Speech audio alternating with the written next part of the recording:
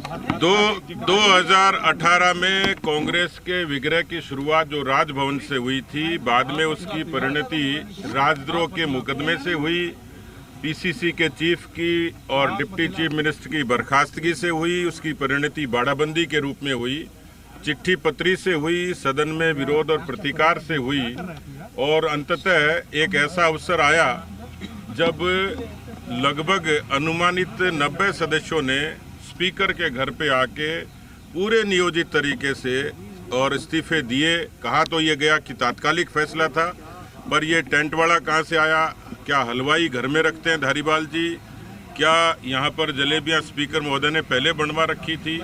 इसका मतलब ये पूरा एक सियासी किस्म का मामला था। अब तय ये करना है कांग्रेस को कि या तो ये सियासी पाखंड था, और यदि पाखंड नहीं था और इस्तीफे सच्चाई थे तो उसके लिए हम लोग स्पीकर के पास आए हैं।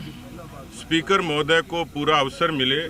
उन्होंने भी कहा था कि मुझे, क्योंकि संवैधानिक मसला है, इसके लिए दूसरे प्रदेशों की मिसाल, देश की मिसाल, उसके बारे में अध्ययन करना, तो 2 हफ्ते का एक पर्याप्त समय उनको मिला था। और जब ये समय हो गया तब हमने उनके दरवाजे पर गुहार लगाई है कि राजस्थान में ये पता लगे कि सरकार कौन चला रहा है, क्योंकि वो बंगला सरकारी लिए हुए हैं, खाट सरकारी तोड़ रहे हैं, गाड़ी सरकारी तोड़ रहे हैं, रोटियां सरकारी तोड़ रहे हैं, कलम सरकारी चला रहे हैं, तबादले सरकारी कर रहे हैं।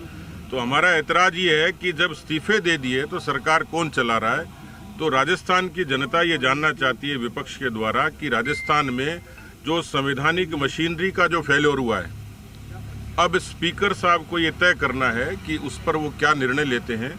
उन्होंने कहा है कि मुझे थोड़ा वक्त चाहिए संवैधानिक प्रक्रिया का अध्ययन करने के लिए, जानकारी के लिए, और वो अपने हमने निवेदन किया कि आप इस कुर्सी पर विराजे हो। लोकतंत्र की ये सर्वोच्च कुर्सी है जो सदन के सदस्यों के प्रति आपको अधिकार देती है, और इस लिहाज से राजस्थान की जनता उत्सुक भी है और राजस्थान की जनता को भरोसा है कि आप कांग्रेस के इस पाखंड के विपरीत योग्य निर्णय लेंगे। ये बात उनकी ठीक है कि हम उनको डिक्टेट नहीं कर सकते। हमने तो उनसे अपने संवैधानिक अधिकारों की बात की, उनसे एक निवेदन और आग्रह और गुहार लगाई है। तो देखते हैं कि उनका निर्णय क्या होता है।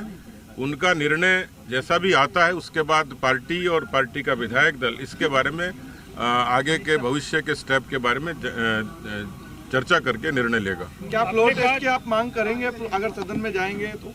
देखिए, अभी तो स्पीकर से मिले, स्पीकर महोदय का निर्णय क्या आता है उस पर डिपेंड करता है। आप मानते हैं कि अल्पमत में स्पीकर साहब ने? देखिए, सरकार तो दिख रही है अल्पमत में, सरकार बटी हुई भी है, और सरकार का एक धड़ा, यानी कि यदि आप बहुमत से फैसला करते हैं तो सरकार 20 लोग तो चला नहीं रहे, क्योंकि 90 लोग, जो उन्होंने कहा कि 102 का बहुमत हमारे साथ में है, तो 91 लोग, जैसे कहा जाता है 90-91 लोगों ने इस्तीफा दिया है, तो इतने बड़ी तादाद में सरकार अल्पमत में आ ही जाती है। 90 ने दिया, 91 में दिया, उनका एग्जैक्ट फिगर नहीं, लेकिन 90-91 बताते हैं वो। धन्यवाद। राठौर साहब,